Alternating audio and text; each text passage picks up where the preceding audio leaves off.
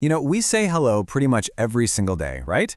But have you ever actually stopped to think about what's really packed into that one little word? It feels so simple, but it's this universal point of connection. And as we're about to see, it's also a fascinating window into an entire culture. So let's just ask it straight up. What is in a hello?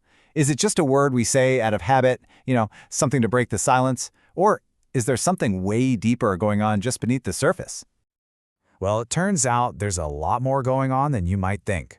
A simple greeting, it's our first look, our first little clue into a culture's context and all its unwritten rules of communication.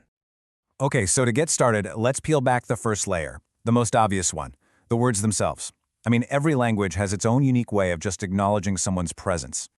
And just look at the diversity here, even with just these four examples. You've got ni hao in Mandarin, konnichiwa in Japanese, hola in Spanish, and of course, bonjour in French. Each one has its own music, its own rhythm, its own history. But, and this is the important part, the words are really only the beginning of the story. Because a greeting is about so much more than just the word you pick. Now, we're going to dive a little deeper and uncover that hidden layer, the part of the conversation that isn't said out loud. So that really makes you wonder, right?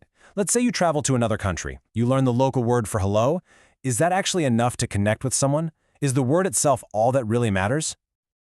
This quote right here, it just nails it. Context is everything. It's not just what you say, but it's all about the how, the when, and the where you say it. That same greeting can mean completely different things depending on the situation.